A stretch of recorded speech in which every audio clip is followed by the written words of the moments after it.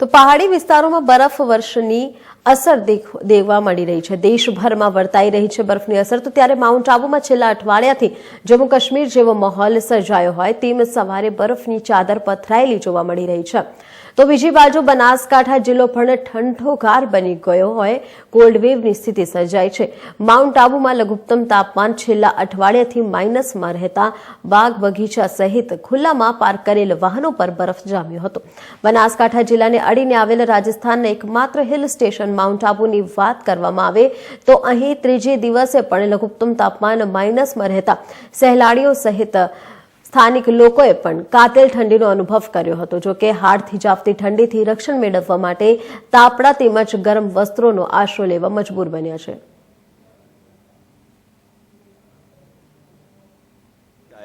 मेरा नाम बकुल पटेल है और यहाँ मैं अभी यहाँ पोलो ग्राउंड में हूँ।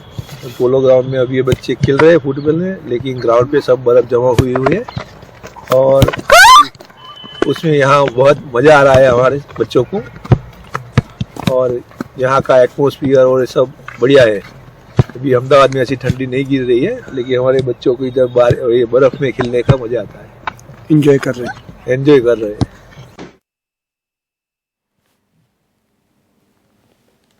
તો આપણે જણાવી દઈએ કે માઉન્ટ આબુમાં -2 ડિગ્રી ટેમ્પરેચર નોંધવામાં આવ્યો છે। માઉન્ટ આબુમાં હાડથી જાપતી ઠંડીનો અનુભવ થઈ રહ્યો છે। જમ્મુ કાશ્મીરની જેમ માઉન્ટ આબુની સ્થિતિ પણ તેમ સર્જાઈ છે। માઉન્ટ આબુમાં -डिग्री।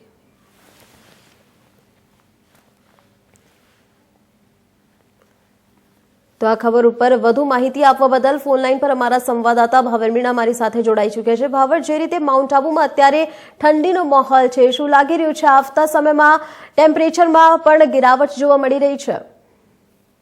જી કમલ, હવે માઉન્ટ આબુની વાત કરવામાં આવે તો માઉન્ટ આબુની અંદર છેલ્લા અઠવાડિયાથી -डिग्री નોંધાઈ રહ્યું છે લઘુત્તમ તાપમાન, જેને લઈને કોલ્ડ વેવની સ્થિતિ છે। જમ્મુ કાશ્મીર જેવો માહોલ સર્જાયો છે, આજે વાતાવરણ એવું સર્જાયું છે જેના લીધે ઠેર ઠેર બરફની ચાદરો છવાયેલી જોવા મળે છે। જયારે બનાસકાંઠાની વાત કરવામાં આવે તો બનાસકાંઠાની અંદર પણ આ રીતની સ્થિતિ સર્જાય છે, કોલ્ડ વેવ જેવી સ્થિતિ છે, જેનો ફાયદો સીધો ખેતીના પાક થવા। જી ભાવર, તો લોકોને આ ઠંડથી બચવા માટે કયા પ્રકારની સલાહ આપવામાં આવી રહી છે? ઠંડીથી બચવા માટે લોકો તાપણા તેમજ ગરમ વસ્ત્રોનો આશરો લઈ રહ્યા છે, જ્યારે ડોક્ટરો પણ ગરમ પીણાનું સેવન કરવાની સલાહ આપી રહ્યા છે। ભાવર, ત્યાં સહેલાણીઓ મજા માણવા આવી રહ્યા છે, તો ક્યાં સંખ્યામાં સહેલાણીઓ આવી રહ્યા છે? સહેલાણીઓની ભીડ જોવા મળી રહી છે કે લોકો ઠંડથી ઘરથી બહાર પણ નથી નીકળી રહ્યા?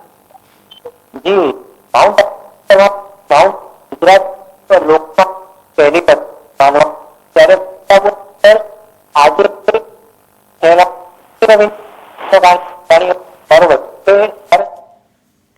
જી ભાવર, માહિતી આપવા બદલ આપનો ખૂબ ખૂબ આભાર।